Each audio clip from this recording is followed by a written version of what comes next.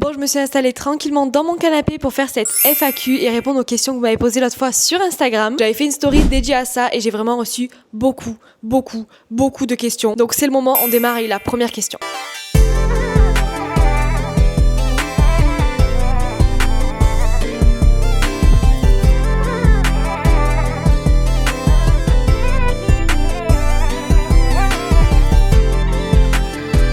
Ça va être l'occasion pour moi de vous en dire un peu plus, notamment sur certains sujets que j'ai pas forcément abordés depuis que je suis sur les réseaux sociaux. Présente-nous ta petite tribu de girls. Alors si vous me suivez sur les autres réseaux sociaux, vous devez en savoir un petit peu concernant ma petite tribu. Mais pour les nouveaux, pas de panique, je vous présente tout ça. On commence par moi c'est Loélie, j'ai 25 ans, je suis née le 31 juillet 2000. Et oui, ça en choque plus d'une à chaque fois que je vous dis que j'ai 2 enfants et que je suis une 2000. Mais c'est bien ça, du coup je suis maman de 2 petites filles, Giuseppa qui a 2 ans et demi, qui est née le 18 décembre 2022, et Paola qui est née cette année, qui est née le 5 mai 2025. Bon, c'est pas une girl, mais je vous présente aussi mon chéri qui est mon mari, mon repère, le papa de mes filles, enfin tout ce que vous voulez. Du coup, lui il s'appelle Baptiste, il va bientôt avoir 27 ans, il est né le 4 novembre 1998. Pour vous faire un petit débrief du coup de nous 4, on est vraiment très fusionnels, on adore rigoler, se taquiner, mais que ce soit même avec les enfants ou juste Baptiste et moi, vraiment la simplicité, la spontanéité, et on adore passer du moment tous les 4. Tu es de quel signe astrologique ainsi que tes filles et ton mari? Du coup, je sais pas si vous avez tout calculé pendant que je vous ai dit les dates de naissance, mais du coup, moi je suis Lion, Baptiste est Scorpion,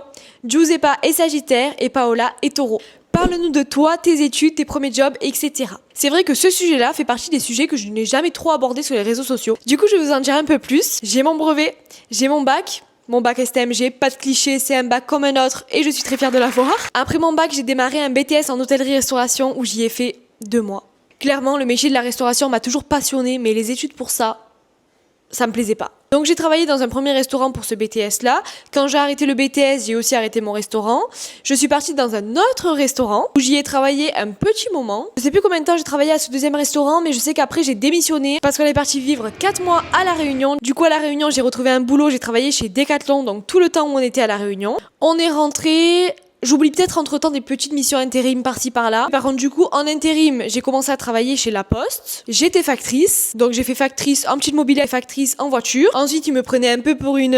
voilà. Du coup, j'ai arrêté. Et la même agence d'intérim m'a trouvé, du coup, mon dernier boulot avant que je démarre les réseaux sociaux, qui était conductrice de minibus pour les personnes à mobilité réduite. Donc, les personnes atteintes d'un handicap, personnes âgées, etc. J'ai kiffé ce boulot. Vraiment, en vrai, j'ai adoré. Faut se dire que c'était un peu la planque aussi. Je crois que ça faisait 1 an que j'y étais, je suis tombée enceinte du coup, sachant que ce boulot c'était de la conduite. Qu'au début de ma grossesse, j'ai eu des vomissements.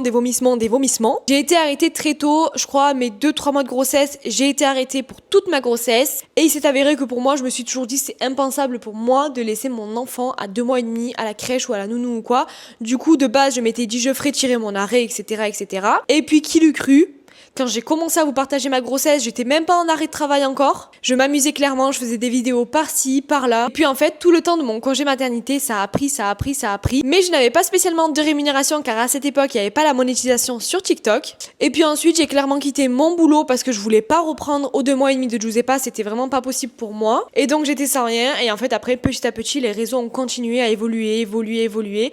Et c'est comme ça que c'est devenu mon métier, mais de base, je ne me suis jamais lancée sur TikTok ou sur Instagram pour que ça devienne mon métier. Et maintenant, après quelques années, regardez, me voilà sur YouTube. Comment te décrirais-tu en 3 mots? En vrai, c'est pas facile comme question, mais déjà, je dirais sensible. Moi, c'est vrai qu'il y a tout qui va me toucher, je vais être hyper émotive pour certains trucs, il y a des trucs que je vais prendre à cœur, sauf les commentaires des haters. Ça, c'est vraiment le truc que depuis que je suis sur les réseaux sociaux, je m'en fous. Ça me passe ici. Mais tout dépend ce que c'est, je peux prendre vite les choses à cœur, que ce soit en bien ou en pas bien. Donc, je dirais sensible, je dirais pipelette, je pense, parce que j'adore parler. Je pourrais parler des heures et des heures, raconter des histoires de ma vie, des heures et des heures, j'adore ça. Et même si c'est pas forcément un adjectif, je dirais maman. Je trouve que ça me résume très bien aujourd'hui. Ma vie est guidée par mes filles. Donc je pense qu'en 3e mot, maman, c'est très bien. Est-ce que tu as des frères ou des sœurs? Alors oui, j'ai une grande sœur.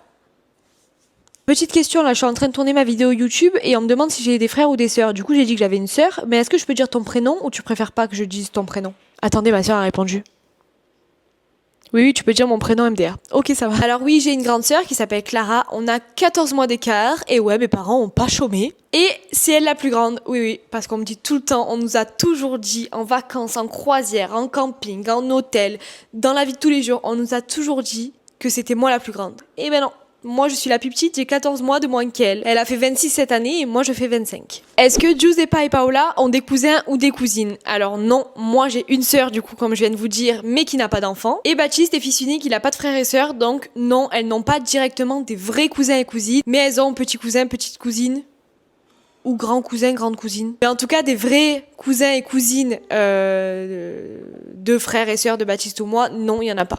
Avez-vous des animaux de compagnie? Et du coup, je joins cette deuxième question. Où est Pablo? Parce que oui, il y en a qui sont là depuis longtemps et qui ont suivi tout ça. Et pareil, ça c'est quelque chose sur lequel je me suis pas forcément exprimée parce qu'en fait, ça me saoulait cette question tout le temps de il est où Pablo? Il est où Pablo? Mais du coup, j'en profite de ma vidéo YouTube. Je vais vous expliquer. La prochaine personne qui me demande ça sur un autre réseau, je la renverrai sur ma vidéo YouTube. Du coup, là, actuellement, non, on n'a pas d'animaux de compagnie. Quand on s'est mis ensemble avec Baptiste, on avait un chat et un chien. Iris et Pablo. Je sais plus pour quelle raison, si c'est parce qu'on est parti à la Réunion ou... Je sais plus pour quelle raison, mais Iris, en gros, elle est revenue à son propriétaire de base, c'est une copine à moi. Et Pablo, on l'a eu très longtemps, il est d'ailleurs venu les 4 mois à la Réunion avec nous. Donc on l'a depuis 2019, si je dis pas de bêtises. Et il s'est avéré que l'année dernière, on n'habitait pas ici, on habitait encore là où on habitait avant. On s'est mariés, on devait faire le mariage civil, la petite fête, on était une quinzaine, elle est très très proche à la maison, dans le jardin. Sauf que du coup, déjà, de 1, on voulait refaire tout le jardin, vraiment un beau jardin, pelouse synthétique, fait vraiment quelque chose de sympatoche. Et deuxièmement, juste avant qu'on décide de commencer tout ça, Pablo faisait que se barrer. Il se barrait, on remettait mais tout ce qu'il fallait dans le grillage, etc. Il repart. Il a fait ça je ne sais combien de reprises. Donc au début on s'est dit bon, on le met chez mes beaux-parents parce que mes beaux-parents ont un grand terrain. Ils ont aussi Nero. Nero c'est le chien de mes beaux-parents et en fait ils s'entendent trop bien, Pablo et Nero. Donc en fait ils s'amusent du matin au soir. Enfin Pablo est très bien là-bas. On l'avait mis chez mes beaux-parents le temps de faire tous les travaux dans le jardin pour le mariage civil. Et en fait, après le mariage civil, il s'est avéré qu'il avait tellement passé du temps chez mes beaux-parents, il était tellement heureux, enfin on le voyait tellement heureux parce qu'on s'est dit chez nous, s'il s'en va, c'était pas petit, mais un petit peu, enfin c'était pas comme ils ont mes beaux-parents, quoi. Et aussi le fait qu'il se barrait et tout, on se dit mais en fait peut-être qu'il s'ennuie et tout. Et en fait on le voyait tellement bien chez mes beaux-parents qu'on a décidé, mes beaux-parents, ils étaient ok aussi, et nous aussi on était ok. On a décidé tous d'un accord commun qui restait chez mes beaux-parents, et nous on va très souvent chez mes beaux-parents, donc on le voit tout le temps. C'est mon tatouage ici, et c'est d'ailleurs pour ça que vous me demandez tout le temps, mais il est où Pablo? C'est quand vous voyez mon tatouage. Voilà pour les explications de pourquoi on a pu Pablo et où il est. Il est chez mes beaux-parents, il va très bien. Comment as-tu rencontré Baptiste? Je pourrais écrire un livre sur ma rencontre avec Baptiste, clairement. Je vais vous raconter en gros, je vais essayer de passer quelques détails parce que j'ai pas envie que la vidéo dure 1 heure non plus. En gros, Baptiste, il a une cousine. Cette cousine et moi-même, nous avons démarré la gymnastique depuis toute petite. Ensemble. On a évolué ensemble à la gymnastique. En évoluant, on a commencé à faire des compétitions. Qui dit compétition dit Baptiste qui venait avec sa mère, du coup la tante de sa cousine, qui venait voir du coup la cousine de Baptiste en compétition. Mais du coup j'étais là aussi. Donc clairement, officiellement avec Baptiste, même sa mère, son père et tout, sa grand-mère et tout, on se connaît depuis petit. Moi je suis quasiment restée amie avec sa cousine depuis toujours en fait. Enfin oui, on a eu quelques années... peut-être où on s'est un peu perdu de vue et tout. Et sinon, en gros, on est amis depuis petite. Ça fait maintenant pas mal d'années que c'est ma meilleure amie. Hein. Elle fait partie de ma famille aussi maintenant. Enfin voilà, c'est sa cousine, mais autant que c'est ma meilleure amie, quoi. Mais par contre, Baptiste, lui, on s'était perdu de vue pendant, franchement, je dirais peut-être 10 ans. Vraiment, on s'est perdu de vue alors que j'étais toujours amie avec sa cousine. Et puis un jour, il s'est avéré qu'il a fêté ses 18 ans chez ses parents, du coup, enfin chez lui, là où il habitait avant. Et sa cousine, bon je vais vous dire, elle s'appelle Caroline, mais je vais l'appeler Caro, ce sera plus simple. Caro, bien évidemment, était invitée, et moi, bien évidemment, je n'étais pas invitée parce qu'on s'était perdu de vue depuis très longtemps. Donc elle a envoyé un message à son cousin en lui disant « Coucou Kiki, est-ce que je peux venir avec Loélie à ton anniversaire ?» Lui qui lui répond « C'est qui Loélie ?» Elle lui explique, au final il lui dit oui, je m'en fous quoi, en gros, oui, fais-la venir. Et là, il s'est avéré qu'il a eu un coup de cœur, coup de foudre pour moi. Il faut savoir que avant qu'il ait ce coup de cœur pour moi, c'était un petit charreau, hein, comme beaucoup. Et en fait, clairement, il m'a vu. On a passé la soirée à faire des pâtes, à faire cramer des pâtes dans une casserole. Mais malgré ça, son coup de cœur a persisté. Donc bref, la soirée se passe, etc. Petit détail, enfin plutôt gros détail, à cette période-là, moi j'étais en couple. Donc là, à ce moment-là, le coup de cœur n'était pas réciproque, ou je me voilais la face. Ça, à l'heure d'aujourd'hui, je peux toujours pas répondre à cette question. Bref, je crois qu'on a dormi là-bas, etc. Dès le lendemain, il envoie un message à sa cousine en lui disant « Oh, j'ai eu coup de cœur pour Loélie ». Sa cousine qui lui répond « Ça ne deviendra pas une de tes... » Et il a dit non mais je te jure j'ai jamais ressenti ça, etc. Nous bien sûr on le croyait pas, encore plus sa cousine qui le croyait pas du tout parce que elle savait que c'était un charreau alors que moi je l'avais juste perdu de vue depuis longtemps donc je savais pas ce qu'il était devenu. Mais au final croyez-moi que c'était bel et bien un coup de cœur. Ça a été un petit peu compliqué pendant l'année qui a suivi, etc. Parce que du coup, j'étais en couple. Mais en tout cas, voilà où nous en sommes aujourd'hui. En couple depuis 7 ans, mariés avec 2 petites filles. Est-ce que c'est pas beau tout ça? Arrivez-vous à avoir des moments de couple ou bien des moments seuls pour prendre soin de toi? Alors oui, on arrive à avoir des moments de couple. Honnêtement, on laisse pas les filles pour avoir des moments de couple. Ça, c'est non, on l'a jamais fait et on n'en a jamais forcément ressenti le besoin.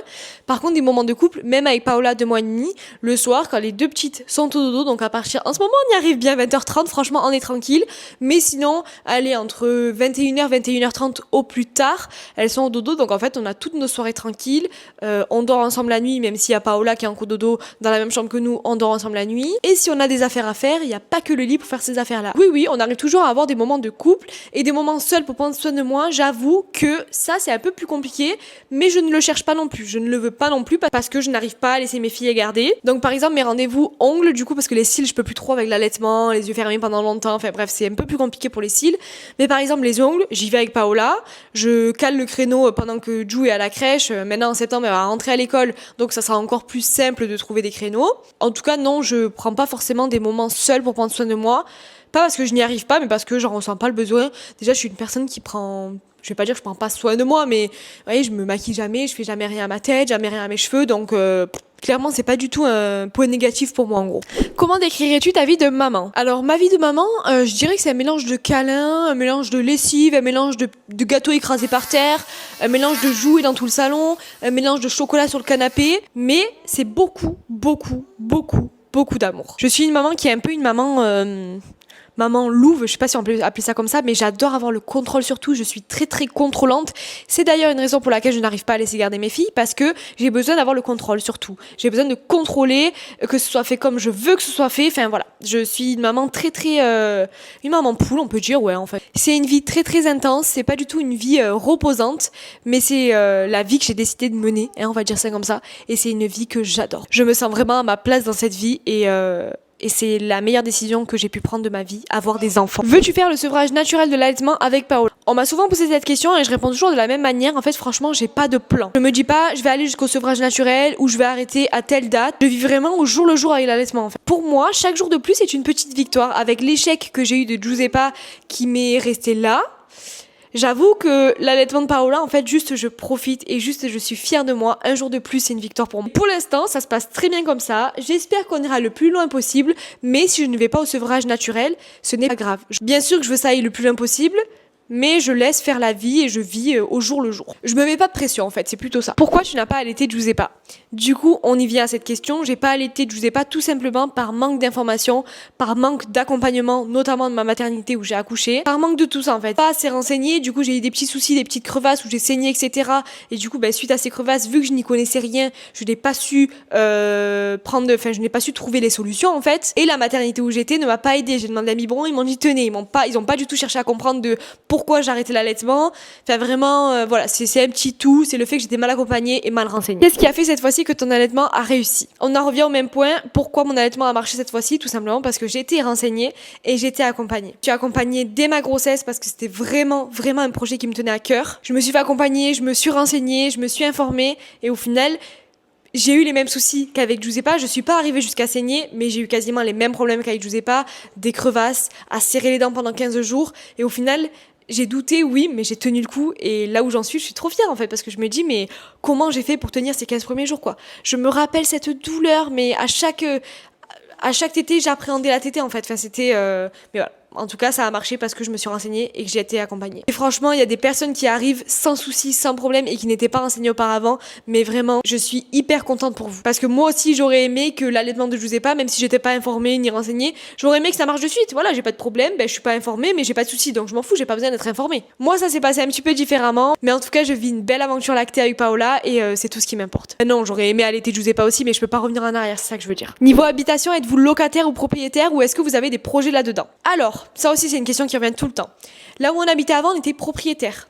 Donc maintenant, ce bien est en location. Et nous, ici, on est en location. Pourquoi on est en location? Parce que tout simplement, on a dû déménager parce que là où on était avant, on n'avait que 2 chambres. Donc une pour nous, une pour Ju.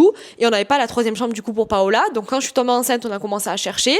Et en fait, vu que j'étais plus en CDI, que j'ai changé de boulot, etc., on ne pouvait pas racheter à ce moment-là. Donc on a dit, c'est pas grave. Là où on habitait avant, on le met en location. Nous, on part en location. Et si on a des projets là-dedans, oui, on aimerait bien racheter. On pourra peut-être racheter à partir de l'année prochaine, du coup, quand j'aurai 2 ans d'activité en auto-entrepreneur. Mais on verra bien. Oui, c'est dans nos projets de racheter. Est-ce que par contre, c'est dans nos projets de racheter pour nous ou juste faire de l'investissement et racheter pour mettre en location? Ça, on ne sait pas encore. Mais bien sûr qu'on aimerait racheter, oui. Et on finit par la dernière question. Comment avez-vous trouvé le prénom Giuseppa et Paola? Alors, la question pour Paola, j'avoue qu'elle me revient quasiment pas. Par contre, la question pour Giuseppa, elle m'est beaucoup revenue. Et oui, tu as appelé ta fille comme ça parce que tu es fan de la télé. Si t'as un garçon, tu vas l'appeler Paga, et nanani, nanana. Ça aussi, j'ai déjà répondu beaucoup de fois à cette question, mais je vais y réexpliquer. Quand Giuseppa a commencé la télé-réalité et qu'on l'a vue à la télé, alors j'étais loin d'être enceinte, j'habitais encore dans mon petit studio en dessous de chez mes beaux-parents avec Baptiste. C'est juste qu'en fait, on a eu tous les deux coup de cœur pour ce prénom et on savait pas du tout le jour où j'allais tomber enceinte, rien, parce que dans tous les cas, avant de tomber enceinte, il fallait qu'on déménage, etc. Le jour où on a vu ce prénom-là, on a dit, mais waouh! C'est trop beau. On a eu coup de cœur tous les deux et en fait il était dans mes notes depuis longtemps et on a toujours dit le jour où je tombe enceinte, si on a une fille un jour, elle s'appellera Giuseppa. Notre premier enfant s'est avéré que c'était une fille, donc on l'a appelée Giuseppa. Et pour Paola, écoutez, on n'avait pas vraiment de prénom en mode coup de cœur dans nos notes comme avant, comme pour Giuseppa. On cherchait un petit peu des prénoms sur TikTok, sur internet, etc. Et c'est Baptiste qui m'a dit Paola. Et en fait ça sonnait tellement... Pour moi, c'était logique, j'ai trouvé ça si doux, si Giuseppa, Paola, je trouvais que ça allait super bien. Giuseppa qui finit par un pas, Paola qui commence par un pas, enfin, je trouvais que tout était bien, tout était beau. Et en fait, je dirais que je lui ai dit, coup de cœur. Genre vraiment coup de cœur. Et au final, lui aussi, il a trop kiffé. Donc, on est resté sur ce prénom-là, qu'on adore aussi. Voilà pour toutes les questions, j'espère que ça vous a plu, j'espère que vous avez appris potentiellement des nouveaux trucs sur moi ou que tout simplement vous avez passé un bon moment devant ma vidéo. Merci à toutes celles qui ont participé à cette boîte aux questions. J'ai clairement pas pu prendre toutes les questions, bon il y en avait qui étaient un peu en doublon, mais il y a des questions que je voulais prendre aussi mais je savais que ça allait être beaucoup trop long, donc pourquoi pas, dites-moi dans les commentaires si vous avez envie d'une FAQ, une deuxième FAQ quoi. En attendant, je vous remercie une nouvelle fois comme je le fais tout le temps pour votre bienveillance et pour tous vos messages d'amour. N'oublie pas de t'abonner à ma chaîne, me laisser un petit like et un petit commentaire, ça me donnera de la force. Et on se retrouve très vite par ici. Bisous!